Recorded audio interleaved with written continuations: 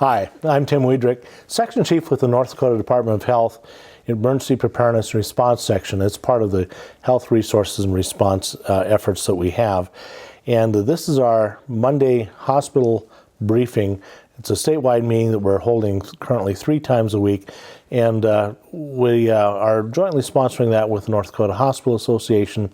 And so let's check in with Tim Blazel and see if Tim has any opening comments. Tim? Yes, hi. Good afternoon, everyone. Thanks for being on today's call. Again, just want to kind of give you an update on what we worked on over the weekend. And maybe Tim will get into some of this, but we have 23 additional nurses that came into the state from Eminent Consulting. And we spent the weekend reviewing resumes and allocating those individuals.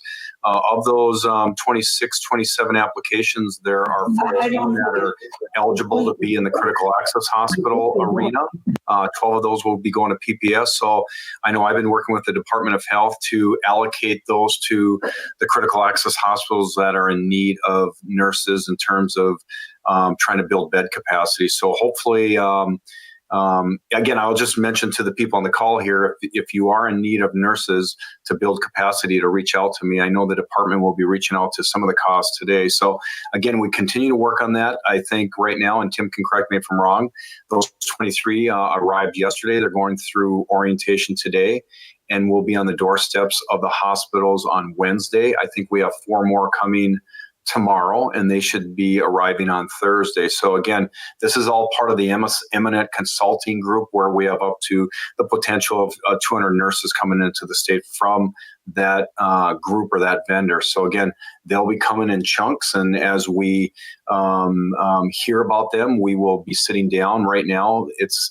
NDHA, Tim and his team reviewing resumes before we allocate to make sure we're getting quality nurses. And so, again, that's something we've been spending a lot of time on here in the last 2 weeks. So I know, some of the COVID numbers are improving. I know I've talked to some of the smaller facilities. I know, obviously, a few weeks ago, more patients than maybe today. And so, again, I think we have less staff that are quarantined. So, again, more staff to take care of patients. But, again, my concern as we go through the holidays, how is this all going to look in the middle of January or the end of January? So again, we just need to kind of continue to monitor the situation. So again, what we're working on here at NDHA is that piece. So nursing resources. And then also, I might have mentioned this on Friday's call, we're knee deep in, and again, kind of unrelated to this call, but, the governor's executive budget came out. And so we're trying to look through all of that in detail. So more information to come on that. So, Tim, that's really kind of a brief update from NDHA. Thank you, Tim. And just to kind of expand a little bit, and it's a little bit redundant too with what Tim talked about, but that, this has been a major effort, obviously, in terms of being able to supplement the staff within the North Dakota healthcare system. And with those 3, large buckets, the PPS hospitals or tertiary care centers, whatever you want to call those 6 major hospitals, and then the critical access hospitals, and then the long-term care, balancing those needs, we did project to bring in a total of 260. 60 of those, as you'll recall, were Department of Defense nursing staff, and their first tour ends on the 23rd of December, and we've requested a 2-week extension of that, and then we'll continue to assess that as time moves forward every 2 weeks as those 2-week extensions continue forward. So that's just kind of the mechanics of what are happening there. So that's 60 of the nurses, and then we have the additional 200 that we requested from Eminent. And we're still in that process, as Tim was saying, of building out that total number. And what we shared with you last week was our projection that this week on Wednesday was our estimate of when we would have that completed. That will not occur. It will not be done by Wednesday. Some of the earlier issues that we ran into with flights being canceled and travel being rerouted and so forth around Thanksgiving has extended that process. And so this week we are continuing to receive folks, and as Tim had indicated, my numbers are just slightly different than where Tim was at. I'm showing that we have 13 nurses going to the PPS hospitals, 8 that are going to critical access hospitals, and 5 to long-term care assignments out of the group that we currently have. 23 that are physically being orientated today in Bismarck, and then for those folks on Tuesday, those 23 will be transported out to the hospitals and the long-term care facilities that they're being assigned to for presentation then on Wednesday. And again, because there still is some traveling that is occurring, that this is somewhat still subject to change because travel, sometimes flights get canceled, and so things don't work out exactly the way the plans are iterated. But that's as we see it currently, and we'll keep you apprised as this continues to unfold. Let me go ahead and check in next with Angie Strand of our office, and we wanted to kind of do a review, and we're going to start to do this once a week so that you can be aware of what's in the state medical cache for PPE. And so each week now on Wednesdays, we're going to come to you with what the numbers are. And today I want to have a little bit of extra conversation about, especially the N95 respirators. I know I mentioned this last time, but to talk a little bit about some of the concerns that are starting to come up relative to N95 respirators and what our plan of action is as we proceed. So first, Angie, let me turn it over to you, and can you walk through the numbers where we're currently at with the state medical cache? Sure. Thanks for that, Tim. So good afternoon. This is Angie Strand, as Tim mentioned. I serve as a logistics section chief for the COVID-19 Unified Command, as well as my day-to-day position with HPP. So I'm going to go over some numbers in the North Dakota Department of Health State Medical Cache. So this slide gives you a snapshot of what we're going to be talking about today. These numbers reflect inventory of the cache as of last Friday, December 4th. So we'll start with the N95s. Let's see, back in March, we started with approximately 1.6 million of the 3M N95s. We're currently sitting at 450,200. There were over 35,000 respirator masks requested and sent out within the last 2-week operational period. We have some purchase orders open for the 3M 1860 model as well as the 3M 1870 Plus model that are slowly but surely getting filled. If you are not tested for the 1870 Plus model, fit testing will have to be conducted on that as well. 100 fit testing kits have been ordered as well to accommodate fit testing needs. And we're also developing a strategic plan to fit test public health as well as medical force with new sources of N95 respirators. Also, please ensure the utilization of the Battelle decontamination system available at no cost in the state of North Dakota is being carried out to assist in conservation measures. So we'll move on to the surgical masks. We started off with a little over 1 million. We currently have 2.8 million in the cache. There were 57,900 issued within the last period or last 2 weeks. For shoe coverings, we started at 24,788. We're currently at 20,786. There were 1,590 pairs issued within the last period, and we're still standing by on some deliveries from FEMA when it comes to shoe coverings.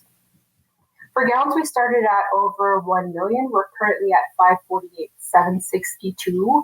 There were 16,036 individual gowns sent out for HON assets requests within the last 2 weeks.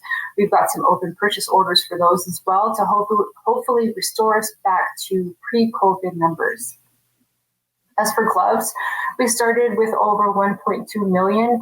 We currently have 1.7 million in the cache, but gloves do tend to be requested steadily throughout the response, as well as N95s from the cache. And it's also been reported to me from different facilities and services that gloves are one of the more difficult items to get due to influenza season, as well as mass vaccination. For face shields, we started at just over 30,000, and we're currently at 638,932. 25,220 were issued within the last 2 weeks, as well as the other PPE items on this list. We're still waiting for some open POs to be filled. We did get a shipment this morning. Unfortunately, they came from a vendor and they have to go back due to being subpar when it comes to them falling apart. So we are in the process of getting sturdier face shields in the cash inventory at this time. Goggles started at $37,655. We're currently sitting at $17,457. 211 pairs were issued within the last 2-week ops period. We understand the difficulty in getting PPE at this time. Restoring the cash to pre-COVID numbers has proved to be difficult for us as well, especially when attempting to replenish the 3M N95 masks. We encourage the utilization of your normal supply chains, but if you are experiencing difficulties, we will, of course, continue to work with you and support your HAN Assets requests. If you have any questions, feel free to reach out to me, call me at any time, and I can help you walk through the process. And that's all I have, Tim. Thanks, Angie. I do want to highlight just a couple of things. One is that obviously when Angie was talking about the 1860s and earlier, we had dipped below 400,000. We received several shipments in, but the 1860s from 3M are kind of the bread and butter. What the vast majority of the state is fit tested to has been kind of the most ubiquitous across the state, and so it is a situation that we really didn't want to shift away unless we absolutely had to other types of masks because it is so predominantly utilized in the mask that's fit tested towards. When we dipped recently below 400,000, which was the threshold that we established, that really was concerning to us. I think that the handwriting is on the wall, and that's why we have shifted now to actually bringing in some other specific models, and what we are looking toward are the 1870 pluses that Angie had mentioned. We do, in fact, understand that we have to refit test to those, as Angie mentioned, but 3M has indicated that to get back to the normal levels that we would be carrying, the 1.6 million, will actually be probably around October, is what 3M had indicated. And so not knowing exactly how much we're going to be consuming as this disease continues to move forward, we're taking the steps of bringing in another line into the warehouse, and that again, the 1870 pluses. We have deadlines, deadlines might be too strong of a word. We have vendor promises of receiving delivery by the end of December of those, so we don't have significant quantities of those masks in stock at this point, but we're believing that we will be able to get those masks in stock by that time. Now, just to be completely transparent, earlier we had an order of about 750,000 of those 1870 pluses that ended up being canceled because of an inability to deliver them. So I'm not high levels of confidence that we will in fact receive those quantities. That's why we continue to emphasize the importance of utilizing the Battelle system and not throwing away the masks that we have. I know that we've gotten some pushback about, well, we really don't want to use these masks that are being decontaminated. And I understand that because new masks or unused masks are always superior to masks that have been decontaminated. But let's please keep our options open. And even if you don't reutilize them right away, send them in and then store them so that if in fact we end up in a situation where we're not able to secure any other masks, that we still have these decontaminated masks that can be serving as a backup rather than discarding them. And so if you have any questions or concerns about that, please don't hesitate to reach out to us. But we are asking for a commitment from the hospitals that before you're obtaining the masks from the state medical cache, that you're agreeing to whatever you can, send them back through the Battelle system so that they are in fact decontaminated and potentially available for further use down the road if that becomes necessary. And if in fact we're able to get our masks restored to the pre-COVID levels, then that will relieve an awful lot of pressure. But I just want us to be cognizant of the difficulty that still exists in getting certain levels of PPE. Just a couple more words about can masks. I know that there's an emergency use authorization for the utilization of can masks, and that those are temporarily approved for the COVID response activity. And there's been a lot of importing of KN95 masks. There are several reasons why we didn't want to go down that path early on in this situation, including the issues surrounding fit testing and some of the other concerns. But KN95 respirators that are NIOSH approved can in fact be utilized under an emergency use authorization. So if you're acquiring those masks and they have the approvals that are supposed to be in place for what was imported through normal and approved supply chains through FEMA, for example, those are satisfactory masks temporarily because we're not able to get the N95 levels of masks. But in terms of our strategies for the regions that I pointed out, we're still pursuing the actual N95 masks for what's being brought into the medical cache for use in the medical system. All right, if you have any questions about that, please don't hesitate to ask during this program. We'll be coming to question and answers in just a few moments. And if you need to reach out to us and just visit us with direct conversation about whatever questions or concerns you have, that's great as well. So with that, let's go ahead and move on off to the VP3 team and see if you have any updates for us. Jan, Seth, or Roseanne? Yeah, hi, Tim. Thank you. Not a lot new to share from the VP3 standpoint. We just continue to work with the long-term care facilities. They're busy wrapping up their installation of the air purification systems here in the next few weeks that we provided them funding for, in addition to having our daily huddle with the big 6 hospitals and looking at capacity and resources that are available across the state.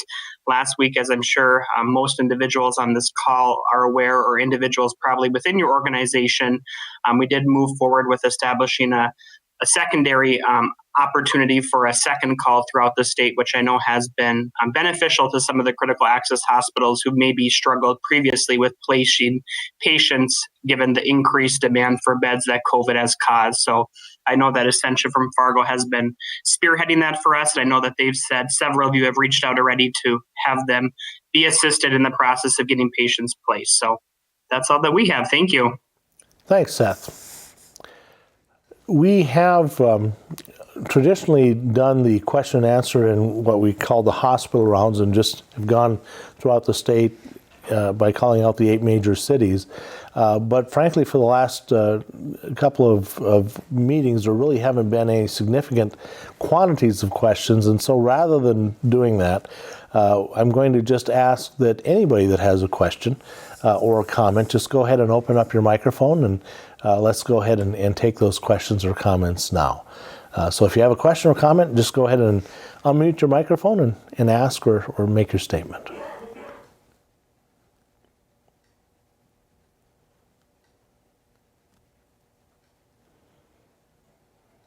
I just have a quick question on quarantine. It's always been 14 days for those who are come in contact. CDC changed it to 10 days.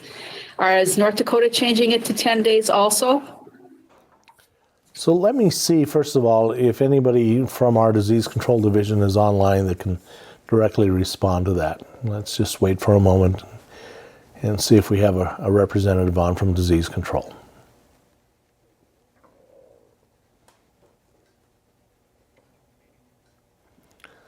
So not seeing anyone, we are following the CDC guidelines. And so what I can do is to provide, if you have more detailed questions, just for the next meeting, that we'll have a representative and can be more specifically addressing the detail of that. Thank you. Thank you. Any other questions or comments?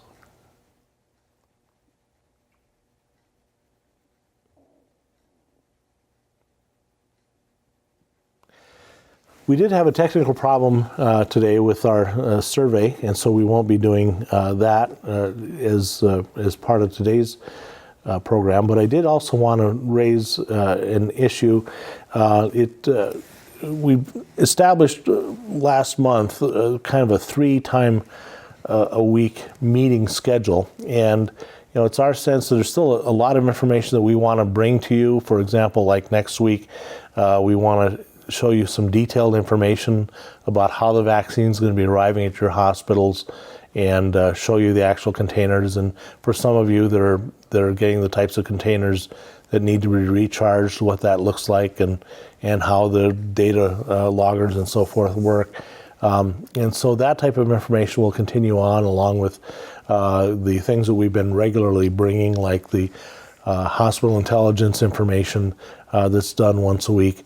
But we're really sensing that our operating tempo is at a level now where we could sustain with just twice a week meetings. And what we're proposing is just meeting on Wednesdays and Fridays, and discontinuing the Monday meetings.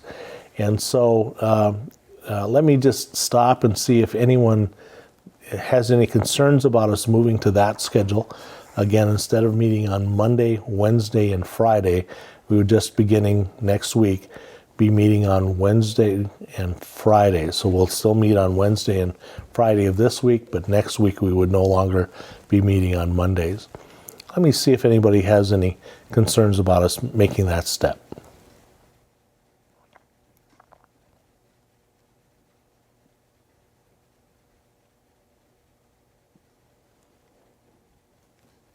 All right, well, I'm not hearing any concerns about that. So beginning next week, we'll no longer be meeting on Mondays. We'll just begin now meeting on Wednesdays and Fridays. And the times will remain the same at 2 o'clock, and the format will remain the same. So with that, I think that exhausts all the information that we had for you today.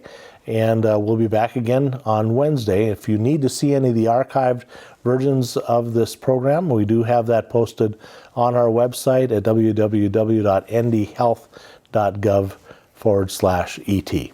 We'll talk again on Wednesday. Take care.